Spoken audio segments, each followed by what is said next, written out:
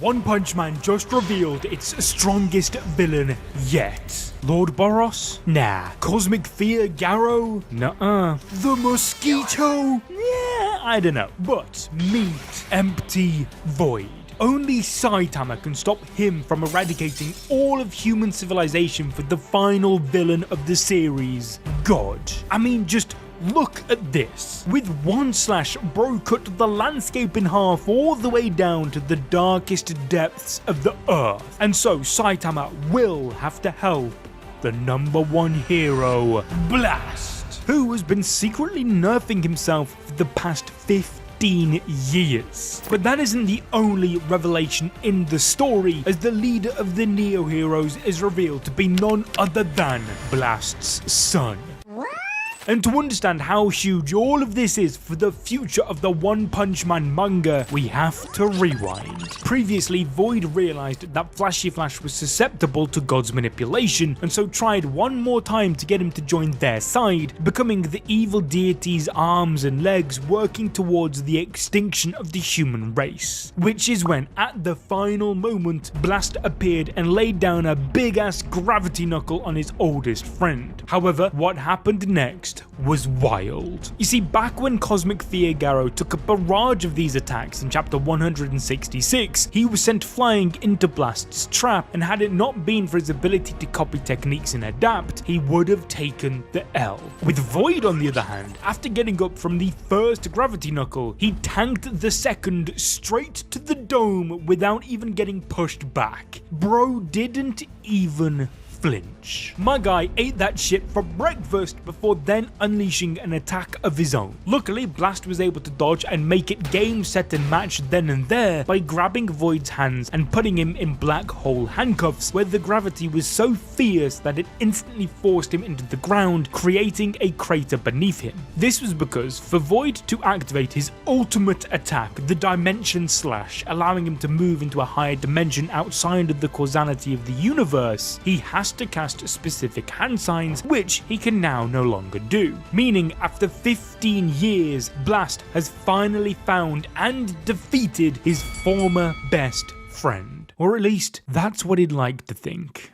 This isn't the only relationship Blast has fumbled in the past 15 years, bringing us onto his son Blue, who clearly has some very big rich kid daddy issues going on. Because despite his own dad being the number one hero in the world, Blue created the Neo Heroes to show everyone what true heroism is, believing his dad not to be it. Why? Well, the fact that he's been facing a cosmic battle against a fifth dimensional deity rather than putting on a birthday party for his son probably's got something to do with it. Nonetheless, the Neo Heroes are seemingly anything but true heroism. Not only did their newest recruit Suryu himself agree that they don't hold a candle to Saitama, much like how a My Mask feels the same about the Hero Association, the Neo Heroes' business practices are even worse than hero associations. From the money laundering of criminal organizations, to tax evasion cover-ups for religious leaders and the wealthy, to even human experimentation on heroes. They tick pretty much every box of the corporate bad guy, but it only gets worse. First of all, we're introduced to Elmin and Destro, two low-level security guards whose entire bodies are modified by 94 and 95%, making them powerful enough to make other heroes like Kokuo scared. But then we see Wavigaza fall to the ground with a pounding headache, to which Child Emperor rushes to her aid. The reason for this, as she states, is that the Neo Heroes' main server and her brain got connected during her own modification surgery, and that lately it feels as if somebody is reaching around and probing inside her brain, something which scares Child Emperor into sweating, and for good reason. You see, firstly, let's rewind back to chapter 100 so I can explain myself. Back then, the young hero was almost manipulated by God through the body of Phoenix Man, similar to how Sonic and Flashy Flash were almost done through Empty Void. He exposed to Child Emperor the truth behind the dirty workings of the Hero Association, hoping to win him over to God God's side before Saitama saved him. This, however, caused him to quit being an S-class hero and instead join the Neo Heroes to spy on McCoy and his shady hero business. But then let's fast forward to chapter 178. You see, in an attempt to gain the psychic ability to read the future, Saikos researched into the third eye technique, an ability that awakened something terrible within her. She too became overwhelmed with splitting headaches, all because someone kept trying to show her something inside, probing around, that something being God. And to connect the dots even more, we know that in the webcomic it is revealed that Wavigaza underwent dangerous brain surgery as well as a plethora of unknown drugs to awaken psychic powers, all so that she could one day become a better idol than a Mai Mask. Sound familiar? It follows the same story beats of jealousy and the lengths one would go to impress or best their rival. Thus, in Murata's version of the manga, I think it's highly possible that this brain surgery is merely a cover-up, with the true source of her psychic powers being God. Furthermore, we have to remember that before going into the battle with Tatsumaki in chapter 126, Saikos drank a mysterious and unknown elixir which boosted her psychic powers, which sounds eerily similar to these drugs. And to make things even creepier, Wavigaza hits Child Emperor with a jump scare, staring him down to his soul, before then being swept up off her feet by Suryu, rushing to find the nearest goon cave, infirmary. Nonetheless, even Child Emperor himself admits that he had his ass saved right there. Bro definitely knows that something ain't right. The story is slowly setting up the final villains, a group of people that will listen to the words of God and aim to tear down humanity piece by piece, which is exactly what Dr. Pufoy warned Child Emperor about in chapter 85, saying there are evils out there eyeing the world. When humanity finds itself at its weakest, they will strike and take everything.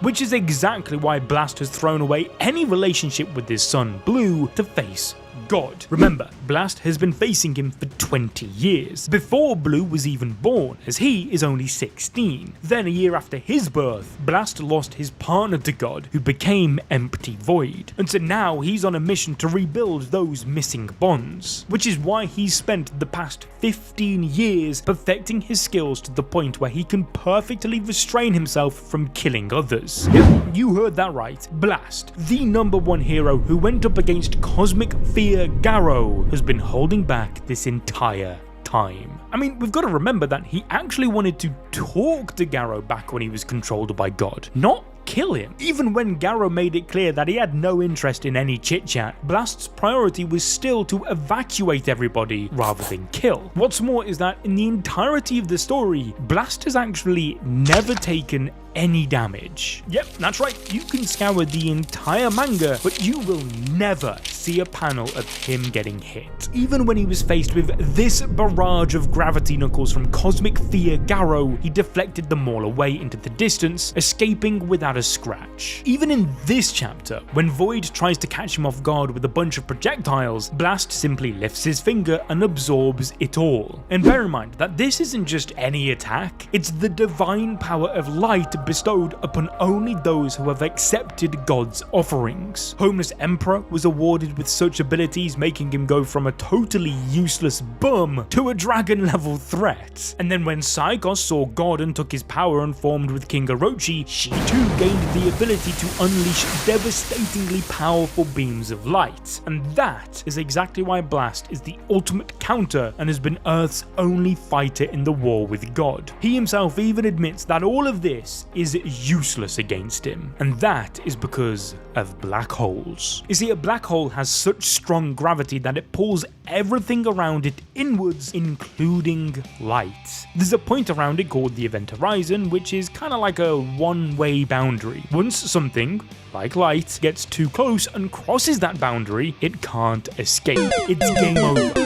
Why else do you think they're called black holes? Because light can't get out. It truly is the power of darkness, which Blast himself even refers to it as. But if the #1 hero really is that powerful to the point where even God's divine light can't touch him, how did he end up with this scar? Much like how making Saitama bleed or destroying his clothes is a higher feat than any S-class hero could even dream of achieving, it seems that so is scarring Blast. That being said, Empty Void does have 2 blades. Thus, I would not be surprised that if/when we see their first fight 15 years ago, it was him who gave Blast that scar, forever reminding him of his failure. Which would be why Blast wears Void's sunglasses. He uses what remains of his true friend to cover up the wound that the one that replaced him made. However, just as things start to look positive for Blast finally capturing Void, Sonic's dumbass just has to get involved. He throws 2 kunai towards the ninja village leader, which Blast is able to react to within a matter of nanoseconds, kicking them away from Void, creating an explosion in the background. And this should come as no surprise, because remember, Blast is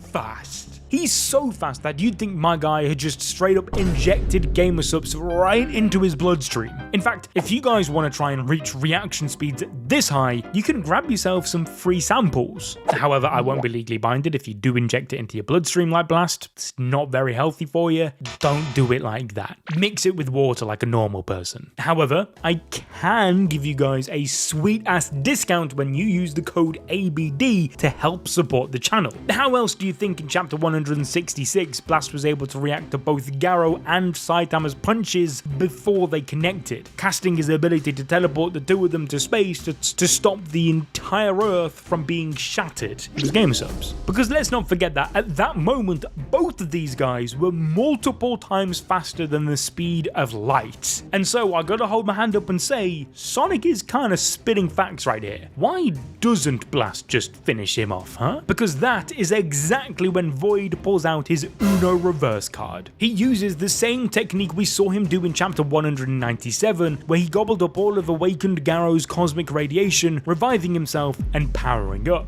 Thus, once again, he does it, this time eating up Blast's black holes, meaning a Void is able to free his hands, giving him enough time to weave his hand signs and transcend to a higher dimension, laughing just as he did when he escaped Blast in chapter 197 as well. Thus, there is now only one hero that can join the battle and save them, and that man is Saitama. Blast is somewhat aware of the Caped Baldy's real strength. Remember, in chapter 195, it was revealed that Blast confirmed with Sitch that it was Saitama who ultimately defeated Garou, being one of the first heroes to actually give him the credit he deserves. It's just ironic that Saitama's forgotten the entire battle due to the time travel shenanigans that occurred. Regardless, what's important here is that Blast, despite not seeing what happened on the moon of Jupiter, recognizes Saitama as being so powerful, he's a bottomless pit. He is limitless. And so only somebody like that can defeat a threat even more dangerous than Garou. I mean, just look at this dimension slash that Void cooked up. He split the entire landscape in half all the way down to its deepest, darkest depths. Unfortunately for Void though, he's not aware of the fate that one sensei has in store for him. Because whilst this fight has been vastly different to the webcomic, to the point where it doesn't even exist in it, the rest of the story lately has been following the original webcomic pretty closely.